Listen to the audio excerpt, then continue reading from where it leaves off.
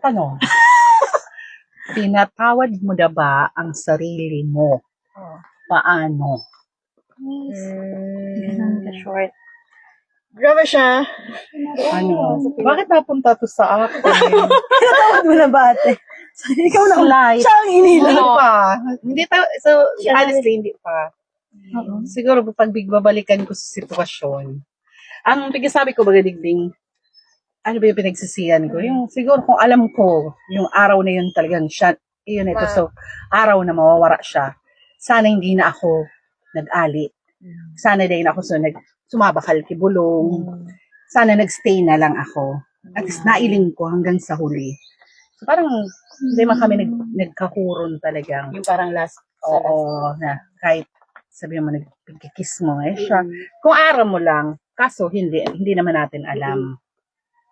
So, sa ngunyan, tiga palit-dit ko, kasi may nag-remind din sa ko na hindi mo man kasalanan, hindi mo rin dapat para isip ngayon na nakasalan mo ito, na talagang may talagang iyo talaga ito ang purpose ni God kung bakit nangyari itong aldaw na ito. Kaya puwan mong umali, para siguro bako sa imo makulog sa pag-ali.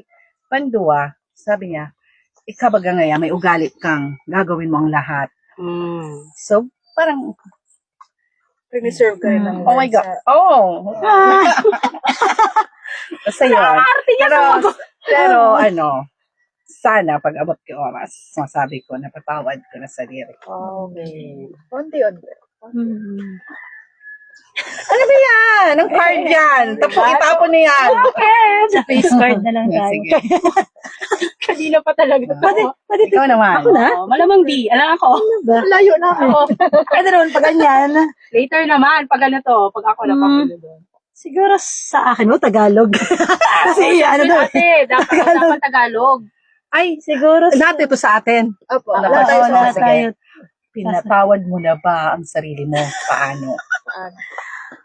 Siguro, I can say na oo. Pero, may mga, tama si Ate Ruth, yung time din na pag naaalala mo yung mga bagay na parang feeling mo nagkaroon ka ng kasalanan kaya may mga nawalang tao.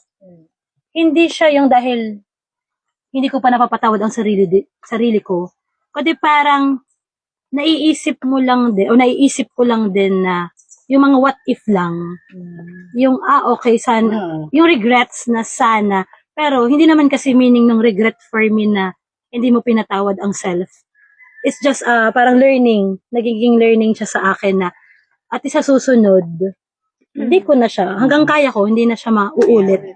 Kasi, feeling ko kasi may mga times na may mga taong nawala sa akin kasi meron akong kulang, ina-admit ko yun sa sarili ko na may mga kulang din ako na kung nare-reminisce ko na siguro kapag ginawa ko pa yung better to that situation, baka hindi nawala yung taong yun. Pero, napapangyari naman kasi siya kasi will naman ni Lord kung mawawala yung isang tao kahit ano ka man. Kung best mo ba, better ka, o kung worse ka na situation, kung umalis siya, will pa rin yun ni Lord. Pero, alam ko naman na lagi na yung next time, you must always improve. Hindi ka dapat manatili sa kung ano ka dati. So yun, napatawad but meron pa ring mga reminiscing days and realizations. Yun sa akin. Okay. Okay? Okay. Hunger. Ako naman, oo na. Parang total forgiveness to myself. Kasi especially ngayon na para in some way nakita ko na yung dulo kung bakit nangyari. So in some way, hindi naman in some way, but yes, I already forgive myself. Kasi siguro nga na andito na ako sa point na nakita ko na yung dulo nung certain situation na yon. Bakit kailangan mangyari yon? So thankful din ako sa sarili ko na I don't give up on myself and pinatawad ko yung sarili ko doon sa bagay na parang sinisi ko rin talaga yung sarili ko bakit nangyari na yon. Siguro nakatulong sa akin yung nakita ko na yung result. Parang, na-declare ko na it's over. I'm on a better place now. So, I forgive myself for that. Thank you. Ay, thank you. Porket magkatabi kami ng Oh, parehas. kami ng cancer. Ay, may Maju. Sorry. Dagdagan mo lang daw. In addition. In addition to my friend. Ate Ruth, ulit mo yung question. Arte na. Come again? Tinatawad mo na ba ang sarili mo? Paano? Totally. Congratulations! Totally. Siguro, yun din. Parehas kami ni Majo. Nakita na din namin yung dulo. And, Hindi natin nakikita ang dulo. ma-experience mo yan natin. Kasi nung na-experience ko siya talaga yung nagpa-free. As in, na-feel ko talaga na okay.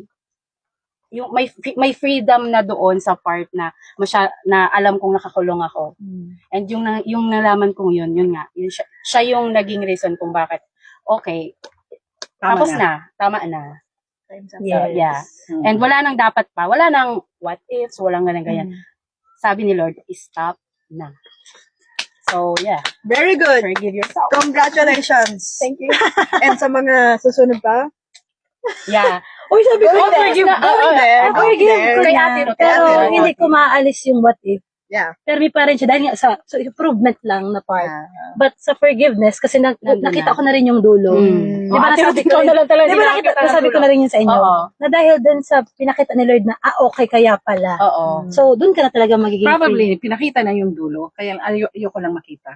Feeling ko. Ayaw Baka na. in denial ako sa part. Feeling ko talaga. Kasi parang, up to now, parang sinisisi ko talaga sarili ko. siguro, Parang ganon.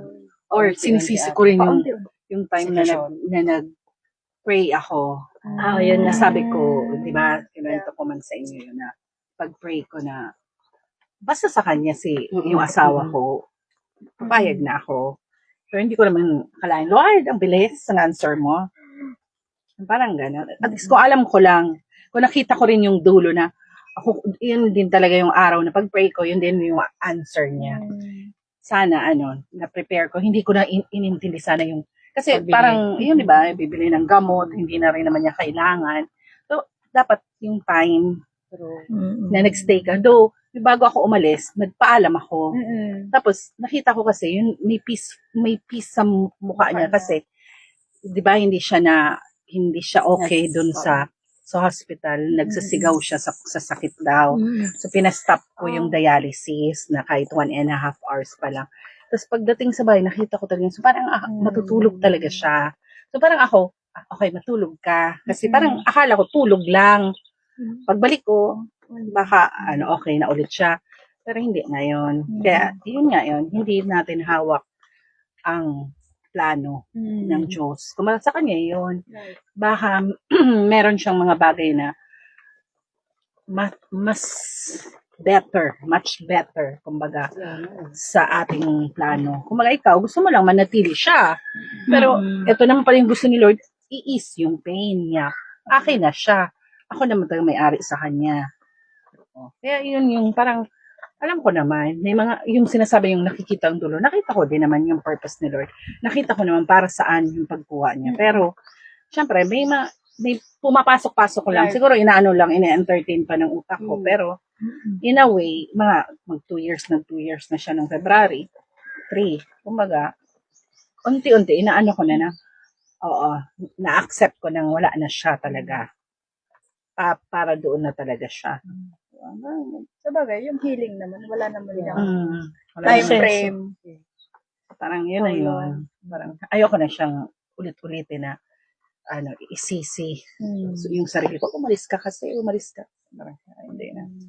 Okay na yun. Sabi niya, ang hirap magpatawad sa sarili, pero lagi kang may chance magbago at bumawi. Give yourself the same understanding you give to others. Siya yung mas na-affect mo. Di ba ate? O, yan, may Yeah, answer change. na rin. Yun yan, yung improvement. Okay, Yeah. Itatago ko na ba to? Pero dapat i-ano mo na siya sa dulo. Okay. So, sa akin naman.